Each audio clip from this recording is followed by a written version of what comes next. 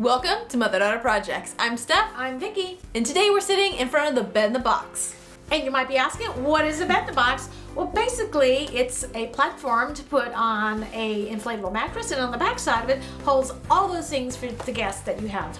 And when we made this project, probably about 2 years ago, we just painted it the same as the wall color so it didn't really stand out, and that was great, but we always wanted to add some stenciling to the front, and that's what we're doing today. And the reason we thought this was the perfect time to do the stenciling was because we just recently got a Cricut maker, and amongst other things, a Cricut maker will cut vinyl, which most people are familiar with, but it'll also cut things like leather and balsa wood and heavier things.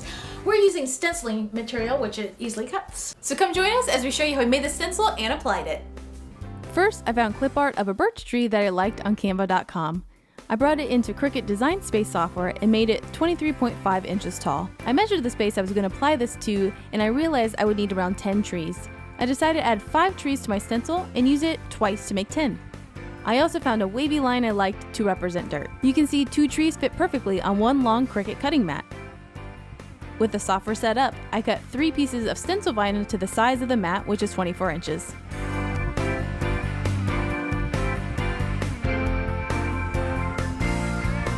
I added each sheet to the Cricut to cut and remove the stencil.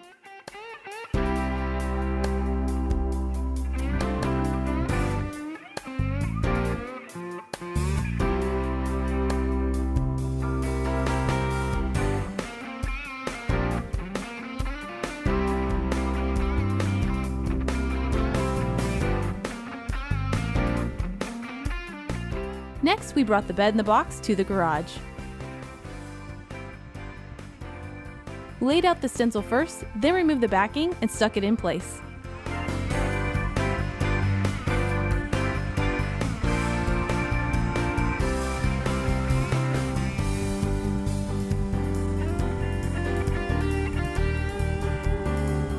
We used a brayer to make sure it was secure. We added protection to all parts that we didn't want spray painted and applied a coat of rust-oleum gray chalk paint. We did this in the garage because it was really hot outside, but we had the garage open and fans pushing the fumes outside, and we were wearing mask and eye protection. We let that dry, and about 30 minutes to an hour later, we removed it and moved each stencil down, changing the order a bit so it didn't look like a pattern. Then we covered everything again and sprayed. We keep old sheets and blankets for times like these as they work well to protect surfaces from paint.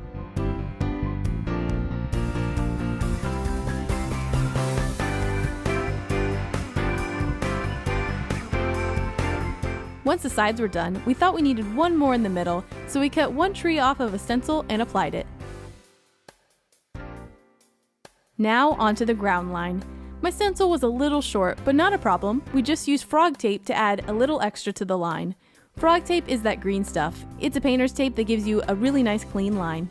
And here we're applying painter's tape with plastic sheeting already attached to make sure we get a nice clean application.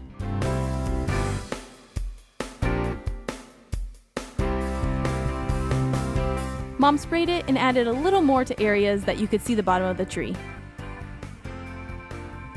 We got a really nice clean line, a little bleed through in a few places, but not even worth fixing.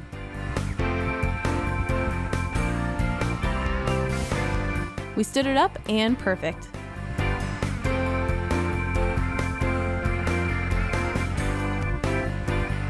Mac the Greyhound in front makes it look even better. What we learned. Now you may be wondering why the stenciling doesn't go all the way to the ground. Well, that's for 2 reasons. One, the vinyl Cricut cutting mats, the longest one goes to 24 inches. So that's how tall the trees are, is 24 inches. And we could have done more stenciling to go to the bottom, but my dog Mac likes to lay in my office, and when she lays down, she would cover up that stenciling towards the bottom. And I didn't want any of it to rub off or any kind of issues with that. So we just kind of ended it where we did, and we put this line right here that kind of mimics ground a little bit to help ground the trees a little. So I really like the look of it, but let us know in the comments what you think. Would you do some more to the bottom? Do you like how we finished it? Let us know. Now, Steph used 2 different kinds of vinyl in making stencils. She used the Cricut branded stencil, as well as a more generic one that she found online. Now, both work equally well, but she really preferred this more generic one. It had a heftier feel to it. And when doing these very long stencils, we felt like this was way easier to control. But both work well. Yeah, and I actually thought, like, after I cut it like a little long, and I thought, oh, this is gonna be really hard to apply, but I was pleasantly surprised. It actually was not that hard to apply, and it didn't, like, when you took the backing off, it didn't stick to itself, which I've had that issue with the Cricut stuff, so. Little tip right here, this is a hair tie. And that's perfect for keeping your vinyl, or any of your vinyl together. Yeah, exactly. So thanks for joining us, and don't forget to subscribe right here on YouTube, click the bell, and be notified for all our new videos. Thanks for joining us. Bye. Bye. Let me talk. You ready? This is gonna take forever. It's gonna be the fence all over again.